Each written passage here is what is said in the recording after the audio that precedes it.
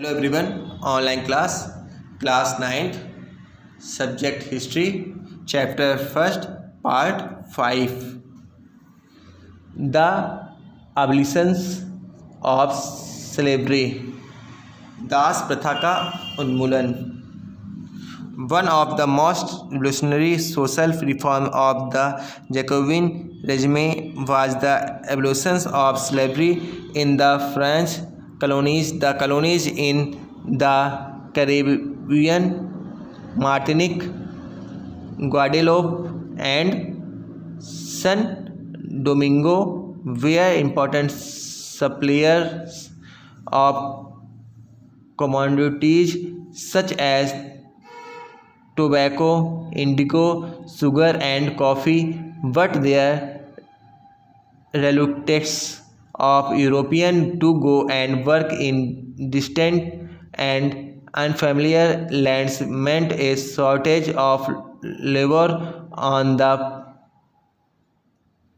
plantations. So this was met by a triangular slave trade between Europe, Africa, and the America. The slave trade began in the 17th century. France merchants sailed from the port of Bordeaux or Nantes to the African coast, where they brought slaves from local chieftains, branded and shackled. The slaves were packaged tightly into ships for the 3-month-long voyage across the Atlantic to the Caribbean. There they were sold to plantation owners. The explorations of slave labor made it possible to meet the growing demand in European markets for sugar, coffee, and indigo. Port cities like Bordeaux and Nantes owed their economic prosperity to the flourishing slave trade. फ्रांसीसी उपनिवेशों में दास प्रथा का उन्मूलन Jacobian शासन के क्रांतिकारी सामाजिक सुधारों में से एक था. कैरिबियाई उपनिवेश मार्टिनिक, गैडलोप और सैन डोमिंगो तंबाकू, नील, चीनी एवं कॉफ़ी जैसे वस्तुओं के महत्वपूर्ण आपूर्तिकर्ता थे. अपरिचित एवं दूर देश जाने और काम करने के प्रति यूरोपियों की अनिच्छा का मतलब था बागानों में श्रम की कमी. इस कमी को यूरोप, अफ्रीका एवं अमेरिका के बीच त्रिकोणीय दास व्यापार द्वारा पूरा किया गया. दास व्यापार 17वीं शताब्दी से शुरू हुआ. फ्रांसीसी सौदागर बोर्दे या नानते बंदरगाह के अफ्रीका तट पर जहाज ले जाते थे, जहां वह स्थानीय सरदारों से दास खरीदते थे. दासों को दाग कर एवं हथकड़ियों डालकर अटलांटिक महासागर के पार कैरिबियाई देशों तक 3 माह की लंबी समुद्री यात्रा के लिए जहाज़ों में ठूस दिया जाता था. वहां उन्हें बागान मालिकों को बेच दिया जाता था. दास श्रम के बल पर यूरोपीय बाजारों में चीनी, कॉफ़ी और नील की बढ़ती मांग को पूरा करना संभव हुआ और बोर्दे एवं नानते जैसे बंदरगाह फलते फूलते दास व्यापार के कारण ही समृद्ध नगर बन गए. Throughout the 18th century, there was little criticism of slavery in France. The National Assembly held long debates about whether the right of man should be extended to all French subjects, including those in the colonies, but it did not pass, and law fearing opposition from businessmen whose income depended on the slave trade. It was finally the conventions which in 1794 legislated to free all slaves in the France overseas possessions This, however, turned out to be a short-term measure. 10 years later, Napoleon introduced slavery. Plantation owners understood their freedom as including the right to enslave African Negro in pursuit of their economic interests. Slavery was finally abolished in France colonies in 1848। 18वीं सदी में France के दास प्रथा की ज़्यादा निंदा नहीं हुई। National assembly में लंबी बहस हुई कि व्यक्ति के मूलभूत अधिकार उपनिवेशों में रहने वाली प्रजा सहित समस्त फ्रांसीसी प्रजा को प्रदान किए जाए या नहीं, परंतु दास व्यापार पर निर्भर व्यापारियों के विरोध के भय से नेशनल असेंबली के कोई कानून पारित नहीं किया गया। लेकिन अंततः सन 1794 के कन्वेंशन ने फ्रांसीसी उपनिवेशों में सभी दासों को मुक्त करने का कानून पारित किया और कानून एक छोटी सी अवधि तक ही लागू की रहा। 10 वर्ष बाद नेपोलियन ने दास प्रथा को शुरू कर दी। बागान मालिकों को अपने आर्थिक हितों साधने के लिए अफ्रीकी निग्रो लोगों को गुलाम बनाने की स्वतंत्रता मिल गई। फ्रांसीसी उपनिवेश के अंतिम रूप में दास प्रथा का उन्मूलन 1848 में किया गया। Part 6 the revolution and everyday life. क्रांति और रोजाना की जिंदगी। Can politics change the clothes people wear, the language they speak, or the book they read? The year following 1789 in France saw many such changes in the lives of men, women, and children. The revolutionary governments took it upon themselves to pass law that would translate the ideals of liberty and equality into everyday practice। क्या राजनीति लोगों को पहनावा, उनकी बोलचाल तथा उनके द्वारा पढ़ी जाने वाली पुस्तकों में बदल सकती है? सन 1789 के बाद के वर्षों में फ्रांस के पुरुषों, महिलाओं और बच्चों के जीवन में एक ऐसे अनेक परिवर्तन आए जो क्रांतिकारी सरदारों को कानून बनाकर स्वतंत्रता एवं समानता के आदेशों को रोजाना की जिंदगी पर उतारने का प्रयास किया।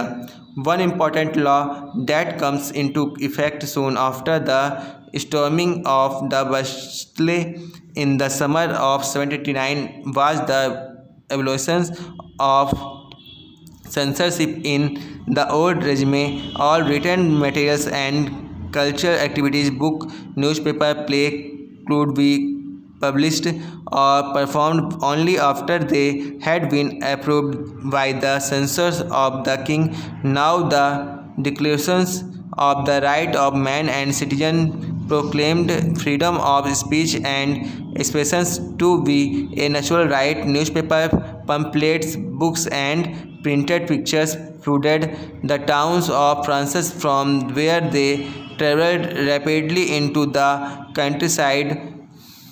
They all described and discussed the event and changes taking place in France. Freedom of the press also meant that opposing view of events could be expressed. Each side sought to be convinces the other of its positions. Thought the medium of print, plays, songs, and festive processions attracted large number of people. This was one way the crowd grasp and identify with ideas such as liberty of justice and that political philosopher wrote about at length in text which only a handful of educated people could read। Bastille के विध्वंस के बाद सन 1789 में गर्मियों में जो सबसे महत्वपूर्ण कानून अस्तित्व में आया वह था सेंसरशिप की समाप्ति। प्राचीन राजतंत्र में अंतर्गत तमाम लिखित सामग्री और सांस्कृतिक गतिविधियों, किताब, अखबार, नाटक, को राजा के सेंसर अधिकारियों द्वारा पास किए जाने के बाद ही प्रकाशित या मांचित किया जा सकता था, परंतु अब अधिकारों के घोषणा पत्र के भाषण में अभिव्यक्ति की स्वतंत्रता को नैसर्गिक अधिकार घोषित कर दिया गया। परिणाम स्वरूप फ्रांस के शहरों में अखबारों, पर्चों, पुस्तकों में छपी हुई तस्वीरों में बाढ़ आ गई, जहाँ पे वह तेज़ी से गांव देहात तथा जा पहुँची, जिनमें फ्रांस की घट रही घटनाओं में परिवर्तनों का ब्यौरा और उन पर टिप्पणी होती थी। प्रेस के स्वतंत्रता के मतलब यह था कि किसी भी घटना पर परस्पर विरोधी विचार भी व्यक्त किए जा सकते थे। प्रिंट माध्यम का उपयोग करके एक पक्ष से दूसरे पक्ष को अपने दृष्टिकोण से सहमत कराने की कोशिश की। नाटक, संगीत और उत्सवी जुलूसों के असंख्य लोग जाने लगे। स्वतंत्रता और न्याय के बारे में राजनीतिज्ञों व दार्शनिकों के पांडित्यपूर्ण लेखन को समझने और उससे जुड़ने का वह लोकप्रिय तरीका था, क्योंकि किताबों को पढ़ना तो मुट्ठी भर शिक्षितों के लिए ही संभव था। कंक्लूजन, सारांश। इन 1804 Napoleon Bonaparte crowned himself Emperor of France. He set out of conquer neighboring European countries, dispossessing dynasties and creating kingdoms where he placed members of his family. Napoleon saw his role as a modernization of Europe. He introduced many laws such as the protection of private property and a uniform system of weight and measures provided by the decimal system.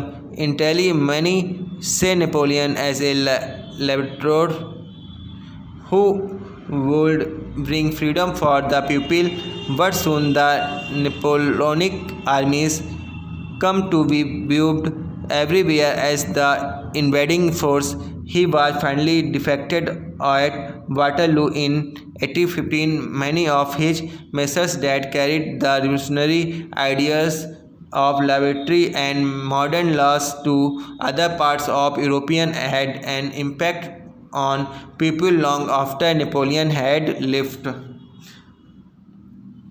अब 1804 में Napoleon Bonaparte ने खुद को France का सम्राट घोषित कर दिया। उसने पड़ोस के यूरोपीय देशों की विजय यात्रा शुरू की, पुराने राजवंशों को हटाकर अपने नए साम्राज्य बनाए और उनकी बागडोर अपने खानदान के हाथों पर दे दी। नेपोलियन खुद को यूरोप के आधुनिकीकरण का अग्रदूत मानता था। उसने निजी संपत्ति की सुरक्षा के कानून बनाए और दशमलव पद्धति पर आधारित नाप तौल की एक समान प्रणाली चलाई। शुरू में बहुत सारे लोगों ने नेपोलियन मुक्तिदाता लगता था और उससे जनता का स्वतंत्रता दिलाने की उम्मीद थी, पर जल्द ही उसकी सेनाओं को लोग हमलावर मानने लगे। आखिरकार 1815 में वाटरलू ने उसकी हार हुई। यूरोप में बाकी हिस्सों में मुक्ति और आधुनिक कानूनों को फैलाने वाले उसके क्रांतिकारी उपायों का असर उसकी मृत्यु में काफ़ी समय बाद सामने आया। The ideas of liberty and democratic right were the most important legacy of the French Revolution. This spread from France to the rest of Europe during the 19th century, where feudal systems were abolished.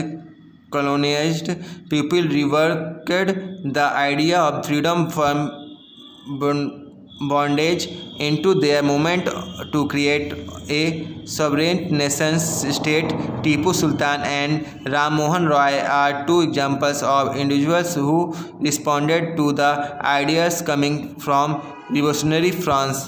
स्वतंत्रता और जनवादी अधिकारों के विचार फ्रांसीसी क्रांति के सबसे महत्वपूर्ण विरासत थे।